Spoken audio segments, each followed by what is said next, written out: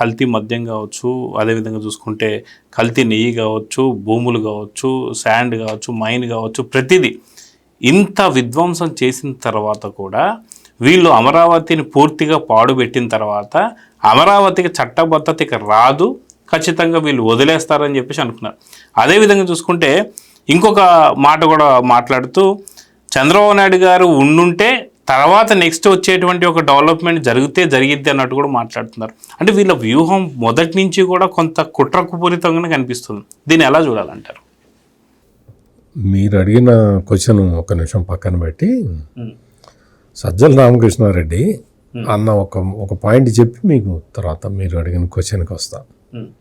ఆయన ఏమన్నాడంటే చంద్రబాబు నాయుడు వయసు అయిపోయింది, ముసలోడు, 75 ఏళ్ళు అన్నాడు.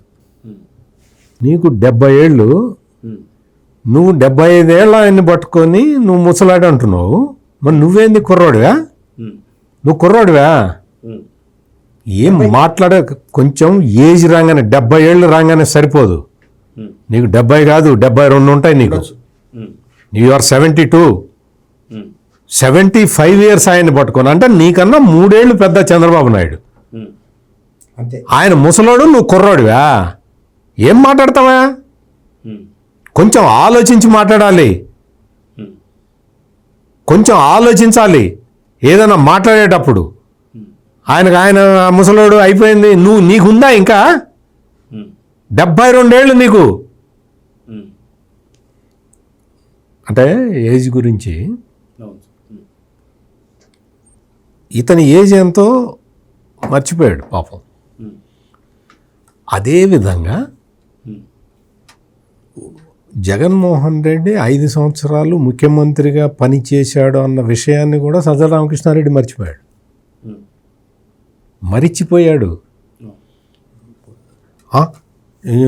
చంద్రబాబు నాయుడు ఇప్పటివరకు ఎందుకు చేయలేదు, ఇప్పటివరకు చట్టం ఎందుకు చేయలేదు, ఇప్పటివరకు అది ఎందుకు చేయలేదు, ఇప్పటివరకు బుర్జు ఖలీఫా లాంటి ఇవి ఎందుకు కట్టలేదు? మధ్యలో మీ దరిద్రం రాకపోయినట్టయితే ఈ పార్టీ కంప్లీట్ అయిపోయింది. మధ్యలో దరిద్రం వచ్చి అట దాపురించింది అక్కడ. అందుకని మొత్తం డిలే అయిపోయింది. ఆంధ్రప్రదేశ్ ప్రజల జీవితాలు 30 ఏళ్ళు వాయిదా పడ్డాయి మీరు తీసుకొచ్చి పెట్టిన దరిద్రం వల్ల. ఆ రోజున ఏడ్చి ఏడ్చి ఏడ్చి ఏడ్చి సింగపూర్ చేస్తా అన్నాడని ఏడుపు మీ ఏడుపులు నిజమని నమ్మారు పాపం అమాయకులు. ఆంధ్రప్రదేశ్ ప్రజలు మీ ఏడుపులు నిజమని నమ్మారు. ఇదేంటి గ్రాఫిక్స్ అన్నావు? నువ్వు 5 ఏళ్ళు ఎక్కడ కూర్చున్నావు? నువ్వు గవర్నమెంట్ అడ్వైజర్గా ఎక్కడ కూర్చొని పనిచేసావు? ఏ ఆఫీసులో కూర్చున్నావు?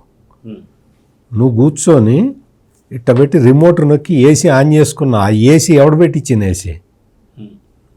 ఎవడు పెట్టించిన ఏసీలో కూర్చున్నావు? ఎవడు వేసిన కుర్చీలో కూర్చున్నావు 5 సంవత్సరాల పాటు? ఈ రోజు నుంచి మళ్ళీ అదే మాట.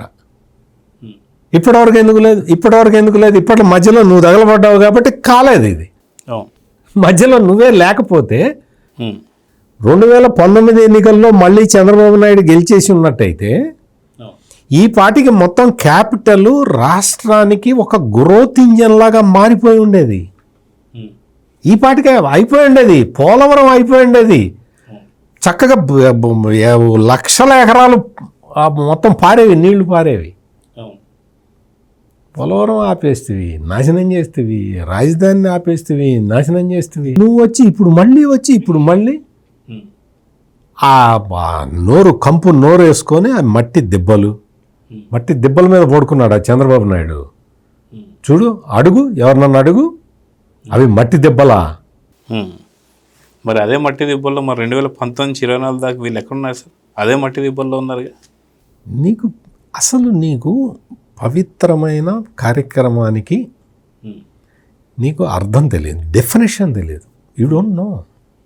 నీకు ఎంతసేపటికి డబ్బులు కొట్టేయటం, మద్యం కుంభకోణం చేయటం, 30,000 మందిని చంపేయటం, లివర్లు కిడ్నీలు దెబ్బతీయటం, వెంకటేశ్వర స్వామి పవిత్రమైన ప్రసాదంలో ఫేక్ నెయ్యి తీసుకొచ్చి కలపటం, ఇవే తెలుసు నీకు, ఇవే చేతం, నువ్వు చేసింది ఇదే.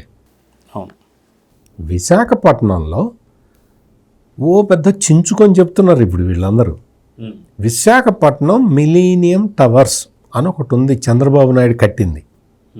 ఈ ఆంధ్రప్రదేశ్ మొత్తంలో చంద్రబాబు నాయుడు కట్టినవే ఉన్నాయి, నువ్వు కట్టినవేం లేవు, నువ్వేం కట్టలే, నీ వల్ల కాల, నీవు జాతకాల. ఒక్క ఋషికొండ ప్యాలెస్ తప్ప. నీకు నేను దాని సంగతి కూడా చెప్పమంటే అరగంట చెబుతా, దాని సంగతి చెప్పమంటే. నిన్నవడం ఆడేవడో వచ్చి ఒక పనికి మాలినోడు అంటున్నాడు, జగన్మోహన్ రెడ్డి కట్టిన బిల్డింగ్ని దేనికి వాడుకోవాలో డిసైడ్ చేయలేని అసమర్థ ప్రభుత్వం ఇది అంటున్నాడు. దేనికి వాడుకోవడానికి పనికి రాకుండా కట్టినవాడు అసమర్థుడా? దాన్ని దేనికి వాడుకోవాలో ఆలోచిస్తున్న అసమర్థుడా? బాత్రూమ్ కడితే బాత్రూమ్ లాగా ఉండాలి, బెడ్రూమ్ కడితే బెడ్రూమ్ లాగా ఉండాలి. దాన్ని కలిపి కడితే ఆ ఇల్లు వాడుకోవడానికి పనికి వస్తుందా? బెడ్రూమ్ నుంచే కమోడ్ నుంచి సముద్రం అంటే అసలు కాదమ్మా. బెడ్రూమ్ దేనికి వాడతారు, బాత్రూమ్ దేనికి వాడతారు? ఆ రెండిటికి తేడా లేకుండా కట్టిన దాన్ని, ఆ బిల్డింగ్ని ఎట్లా వాడాలి? ఇంకా మేము కట్టిన మా జగనన్న కట్టిన బిల్డింగ్ని దేనికి వాడుకోవాలో వీళ్ళకి అర్థం కావట్లేదు అంటాడు. అరే మిమ్మల్ని ఫూల్స్ అనుకుంటున్నారయ్యా ప్రజలు. మార్చుకోండి, మీ మాట్లాడే పద్ధతి మార్చుకోండి. మీకు ఏమీ చేత కాదు. చిట్కో ఇళ్ళు చంద్రబాబు నాయుడు ఎన్ని కట్టించాడు, కట్టించి వదిలేశాడు. కట్టించిన తర్వాత అధికారం మార్పిడి జరిగింది. నువ్వు ఆ టిట్కో ఇళ్ళని వాటికి నువ్వు చూసిరాబో జగన్, నువ్వు వెళ్ళి చూసిరాబో, మొత్తం అన్నిటికీ పెంట పూసినట్టు వాళ్ళ పార్టీ రంగు పూసుకున్నారు. మొత్తం ఆ గోడ పైనుంచి కింద దాకా వాళ్ళ పార్టీ రంగే. నువ్వు రంగులు వేసుకున్నావు కదా, ఆ ఇళ్ళని కేటాయించావా? వాళ్ళకి ఇచ్చావా? నువ్వు వాళ్ళకి లబ్ధిదారులకి ఇల్లు కేటాయించావా?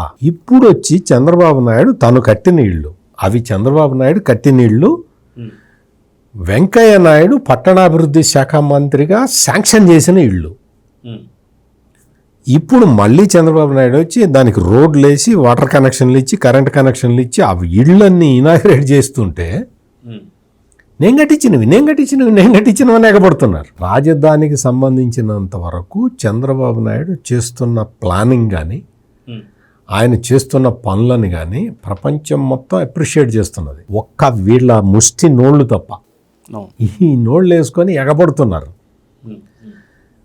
అవినీతి జరిగింది, ఆ బిల్డింగులు కట్టడంలో అవినీతి జరిగిందని సజ్జల రామకృష్ణారెడ్డి చెప్పటం ఇది మొదటిసారి కాదు.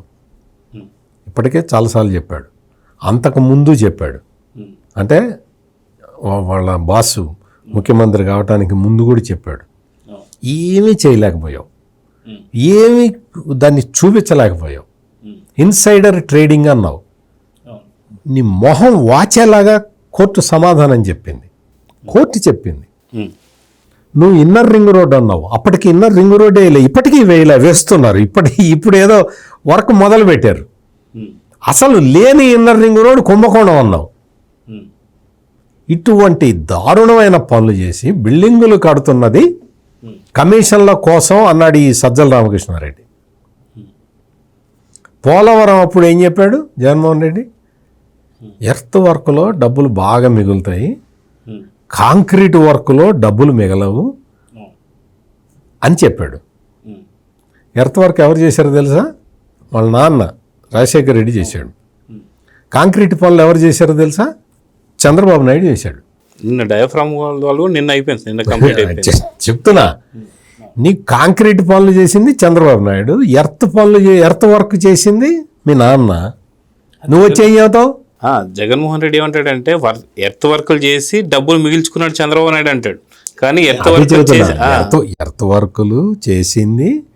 వర్కులు చేసింది డబ్బుల కోసం అంటాడు.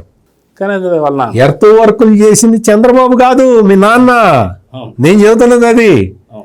ఎర్త్ వర్కులు చేసింది మీ నాన్న, కాంక్రీట్ వర్క్ చేసింది చంద్రబాబు నాయుడు. ఏం మాట్లాడతారో ఆ అమరావతిలో పవిత్రమైన జలాలు, పవిత్రమైన మట్టితోటి ఉన్న దాన్ని మట్టి దిబ్బలు అంటానికి నిజంగా ఈ సజ్జల రామకృష్ణారెడ్డికి నోరు ఎట్లా వచ్చిందో నాకు ఇప్పటికీ అర్థం కావట్లేదు. నోరు ఎట్లా వచ్చిందో అసలు నువ్వు జర్నలిస్ట్గా పనిచేసినందుకు, నువ్వు జర్నలిస్ట్గా పనిచేసావు. ఈ దుర్గా కుమార్ గారి బ్యాచ్మేట్ కూడా అతను, నాకన్నా కొంచెం సీనియర్, కానీ అయినా నా చేతి చెప్పించుకునే స్థాయికి దిగజారిపోయావు నువ్వు.